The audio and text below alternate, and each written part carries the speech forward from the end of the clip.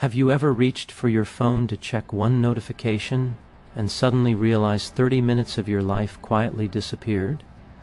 That small moment is not a failure of discipline, it is evidence of something far more interesting and far more concerning. Social media is not just a tool we use. Over time, it becomes a system that gently but persistently reshapes how the human mind thinks, feels, and reacts. And it does this not through force, but through design. The human brain evolved to pay attention to novelty, social cues, and reward. Thousands of years ago, these instincts helped us survive. Today, they are being activated hundreds of times a day by glowing screens. Every like, every comment, every notification is a small psychological reward. Not because it is meaningful, but because it is unpredictable. And the brain is especially vulnerable to unpredictable rewards. This is the same principle described in books like Hooked and The Shallows, where attention becomes fragmented not by weakness, but by repetition. Over time, the brain begins to expect stimulation at a faster pace. Silence feels uncomfortable. Stillness feels boring. Waiting feels unbearable. The mind that once wandered, reflected, and imagined now feels restless unless it is being fed new content. This is not because people are becoming less intelligent. It is because attention is being trained to jump rather than stay. Social media also quietly rewires how we evaluate ourselves. Instead of asking, "How do I feel about my life?" the question becomes, "How does my life look to others?" Comparison is no longer occasional, it is constant. Carefully edited images and curated successes create an illusion that everyone else is thriving effortlessly. The brain, which struggles to distinguish perception from reality, internalizes this illusion. Self-worth slowly becomes conditional. Approval becomes external. Identity becomes performative. In the presentation of self in everyday life, the idea that people manage impressions was once a social theory. Social media turned it into a daily psychological task. The mind is no longer just living experiences, it is documenting them, evaluating them, and anticipating how they will be received. This creates a subtle but chronic mental tension. You are present, but not fully. Observed, but not deeply known. Emotionally, this constant exposure has a cost. Dopamine spikes from engagement are often followed by emotional flatness. Connection without depth leads to loneliness with company. The brain receives social signals without the warmth of real human presence, creating a mismatch that feels confusing rather than comforting. You are connected to many, yet grounded with few. Perhaps the most concerning change is how quickly the mind now reacts. Outrage travels faster than reflection. Opinions form before understanding. Emotional responses are rewarded with visibility while nuance is ignored. The brain learns that intensity gets attention, not accuracy. Over time, thinking becomes faster but not necessarily clearer. And yet this story is not one of doom. The brain is remarkably adaptable. Just as it can be shaped by algorithms, it can be reshaped by awareness. When a person begins to notice how their mind reacts to scrolling, to comparison, to silence, something important happens. Choice returns. Attention becomes intentional. Technology becomes a tool again, not a master. Books like Digital Minimalism remind us that the goal is not disconnection, but discernment. The brain does not need constant stimulation to function well. It needs space. It needs boredom. It needs moments where thought can stretch without interruption. Social media did not steal the human mind. It simply revealed how influenceable it has always been.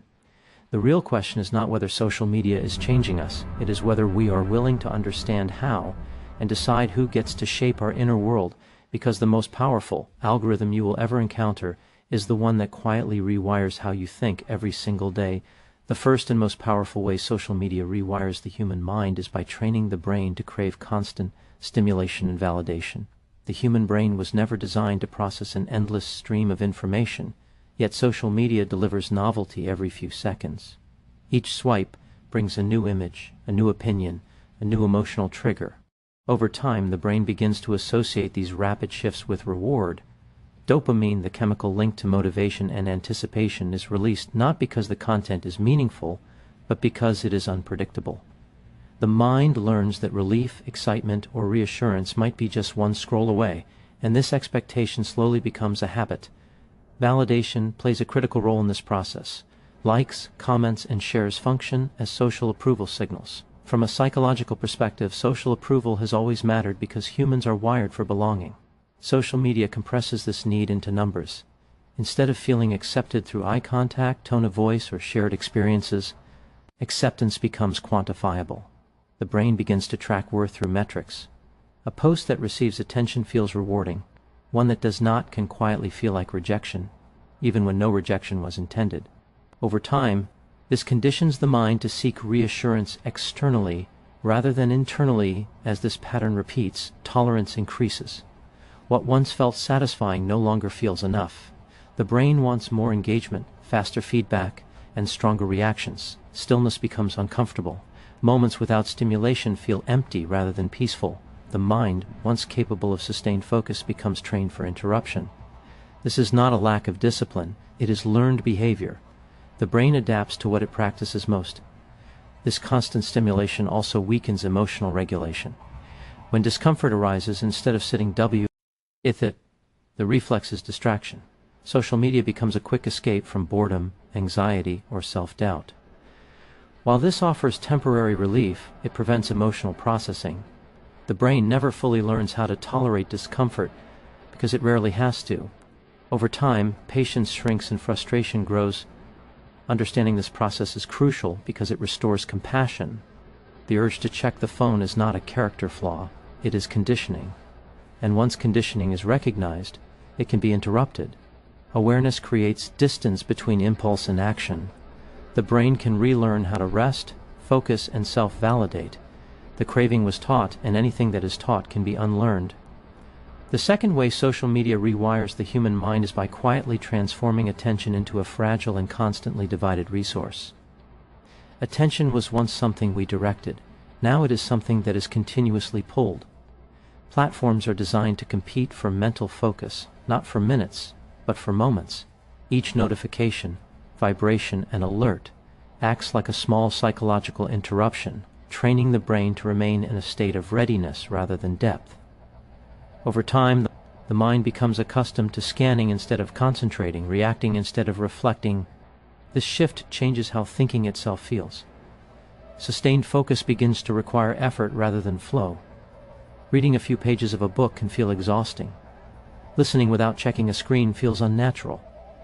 The brain, conditioned to expect frequent stimulation, interprets calm as boredom and boredom as discomfort. What is actually happening is not a loss of intelligence, but a loss of attentional endurance. The mind is no longer used to staying with one idea long enough for it to mature. There is also a psychological cost to constant partial attention. When attention is divided, experiences lose emotional richness. Conversations feel thinner. Learning becomes shallower. Even rest becomes less restorative, because the mind never fully disengages. The brain remains alert, scanning for the next update, the next signal that something needs to be acknowledged. This low-level vigilance creates mental fatigue, even when nothing particularly stressful is happening. Over time, attention becomes externally controlled. Instead of choosing where focus goes, algorithms decide what deserves notice. The brain learns to respond rather than initiate. This weakens agency. People may feel busy all day yet strangely unaccomplished, mentally stimulated yet cognitively drained. The mind has been active, but not intentional. This attentional fragmentation also affects emotional stability. When the brain cannot settle, emotions feel more intense and harder to regulate. Small frustrations escalate quickly. Patience decreases. Reflection is replaced by reaction. The space between stimulus and response shrinks, making thoughtful decision-making more difficult, yet attention is not permanently broken. It is adaptable. When distractions are reduced, the brain slowly regains its capacity for depth. Silence stops feeling threatening. Focus becomes familiar again. The mind remembers how to stay. Understanding this is empowering because it reframes the issue. Attention was not lost, it was redirected, and what can be redirected outward can be reclaimed inward. The third way social media rewires the human mind is through constant comparison, which quietly reshapes self-esteem and identity. The human brain naturally evaluates itself in relation to others. In small, real-world groups, this comparison was limited and contextual. Social media removes those limits. It places the mind in an endless arena of curated success, edited beauty, and selective happiness. The brain is exposed to thousands of reference points daily, most of them unrealistically positive, and it treats them as meaningful data. This changes how people interpret their own lives. Achievements that once felt satisfying begin to feel inadequate. Ordinary moments begin to feel unremarkable. The brain does not register that it is comparing real life to highlight reels. It only registers the emotional discrepancy.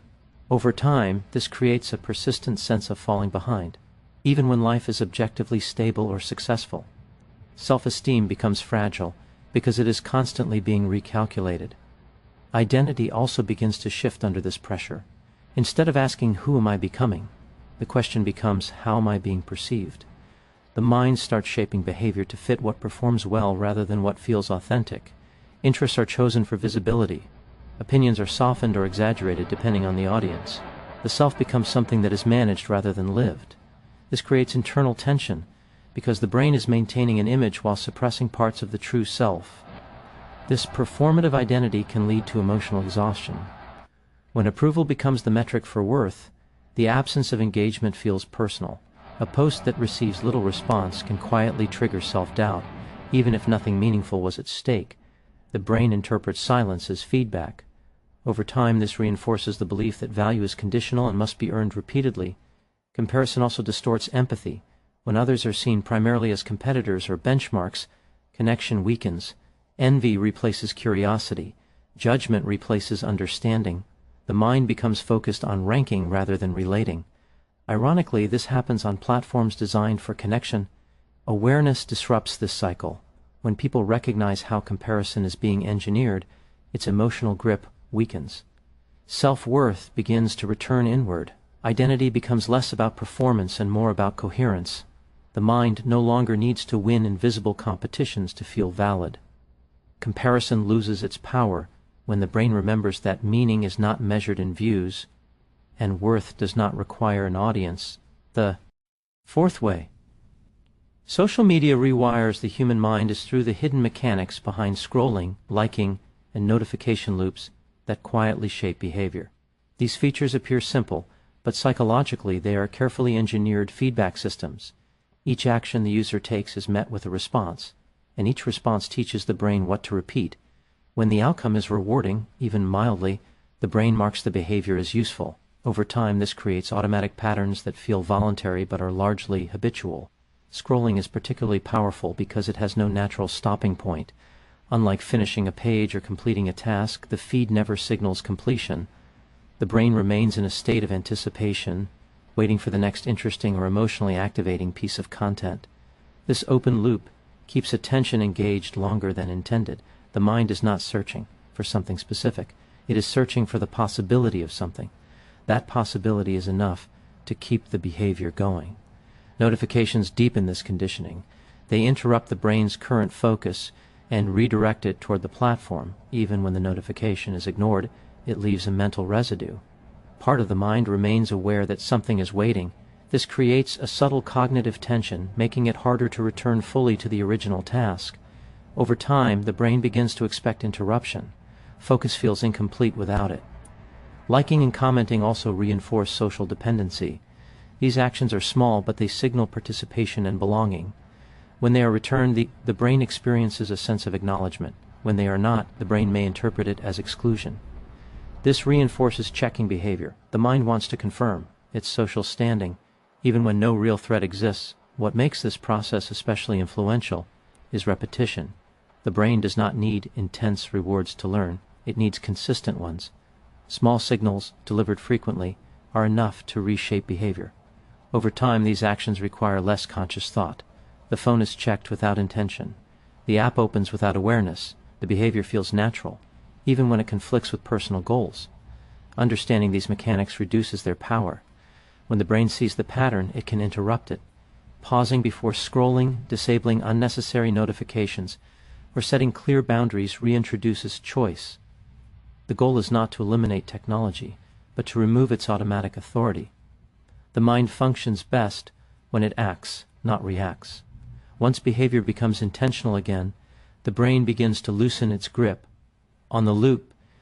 The fifth way social media rewires the human mind is through the emotional contradiction of being constantly visible yet deeply misunderstood. Never before have people been able to share so much of themselves with so many, yet feel so unseen at the same time. The brain receives signals of attention, views, reactions, ours. But these signals often lack emotional depth. They suggest presence without intimacy, recognition without understanding. Over time, this creates a subtle emotional confusion. Human connection evolved through tone of voice, facial expression, shared silence, and physical presence. Social media compresses these rich signals into symbols and short responses. The brain registers interaction, but the emotional system senses something missing. This mismatch can lead to loneliness that feels difficult to explain. A person may be surrounded by online engagement yet feel emotionally isolated. The mind struggles to reconcile visibility with emptiness. This dynamic also affects emotional expression. People learn to share emotions that perform well and hide those that feel inconvenient or uncomfortable. Vulnerability becomes selective. Pain is edited. Joy is exaggerated. Over time, the brain associates authenticity with risk and presentation with safety. Emotional honesty is filtered through the question of how it will be received. This weakens internal emotional clarity. Feelings are shaped for the audience rather than understood by the self. Constant visibility also creates pressure. When the mind believes it is always being observed, even indirectly, self-monitoring increases. Behavior becomes cautious. Mistakes feel amplified. The brain remains alert to judgment, which activates stress responses. This low-level anxiety may not feel dramatic, but it is persistent. The mind rarely fully relaxes, because it feels as though it is always on display. Ironically, this environment makes true understanding harder to achieve. When everyone is broadcasting, few are deeply listening. Empathy becomes fragmented. Conversations move quickly, but emotional resonance is shallow. The brain receives many signals, but few of them satisfy the deeper need to be known. Healing begins when people separate visibility from connection. The brain must relearn that being seen is not the same as being understood. Real connection requires slowness, presence, and mutual attention. When emotional energy is redirected toward fewer but deeper relationships, the mind begins to settle. Loneliness decreases not with more exposure, but with more meaning. Once this distinction is clear, social media loses its illusion of closeness, and the brain regains its ability to seek real emotional nourishment. The sixth way social media rewires the human mind is also the most hopeful one, because it reveals how conscious awareness can restore autonomy. The same brain that learns patterns through repetition can unlearn them through intention. Social media conditions automatic responses, but awareness interrupts automaticity. The moment a person notices the urge to scroll, compare, or seek validation, the brain shifts from reaction to observation. That shift is small, but psychologically powerful. Awareness creates space. Instead of immediately responding to a notification, the mind pauses. In that pause, choice becomes possible. The brain begins to differentiate between impulse and intention. Over time, this strengthens self-regulation. The mind is no longer being pulled constantly outward. It starts to return inward, regaining a sense of agency that had quietly faded. Intentional use also retrains attention. When people decide when and why they engage with social media, the brain adapts. Focus deepens, rest becomes restorative again. Silence no longer feels like deprivation, it feels like relief. The mind rediscovers its natural rhythm, one that includes reflection, creativity, and sustained thought. This does not require complete disconnection. It requires boundaries that signal to the brain that not every stimulus deserves a response. Emotionally, awareness rebuilds internal validation. When approval is no longer constantly sought, self-worth stabilizes. Feelings are experienced rather than displayed. Identity becomes something lived privately, not performed publicly. The brain learns that meaning does not need immediate feedback to exist. This reduces anxiety and increases emotional resilience. Conscious awareness also changes how content is interpreted. Instead of absorbing information passively, the mind evaluates it. Comparison loses its grip. Outrage loses its urgency. The brain becomes less reactive and more discerning. This restores cognitive clarity in an environment designed for distraction. Books like The Power of Now and Deep Work emphasize that attention is where life actually happens. When attention is reclaimed, life feels fuller, even when it is quieter. The brain does not need constant stimulation to feel alive. It needs purpose and presence. Social media rewired the mind through repetition. Awareness rewires it back through choice. The mind was never broken. it was simply redirected. And once direction becomes intentional again, technology becomes a servant, not a ruler. As we step back and look at the full picture, one truth becomes clear. Social media did not change the human mind by accident. It changed it by working with the brain's oldest instincts, our need for connection, validation, novelty, and belonging. The danger was never the technology itself, but the unconscious way it learned to live inside our daily habits. When attention is constantly pulled outward, identity becomes performative, emotions become fragmented, and comparison quietly replaces contentment. The mind becomes busy, yet strangely unsatisfied. But this story does not end with loss, it ends with responsibility. The same awareness that allows us to understand how the mind is being shaped gives us the power to shape it back. Attention can be reclaimed. Comparison can be questioned. Validation can return inward. When we slow down, choose depth over noise and presence over performance, the brain begins to heal. Focus strengthens, emotions stabilize, connection regains meaning. Social media will continue to evolve, but the human mind still responds best to intention, reflection, and real connection. The most important upgrade we can make is not to our technology, but to our awareness. When we decide how we use these platforms instead of allowing them to decide for us, we restore autonomy. And with autonomy comes clarity, balance, and psychological well-being. Good luck as you move forward with greater awareness and intention. Thank you for listening, thank you for reflecting, and thank you for choosing to think deeply in a world that constantly asks you not to.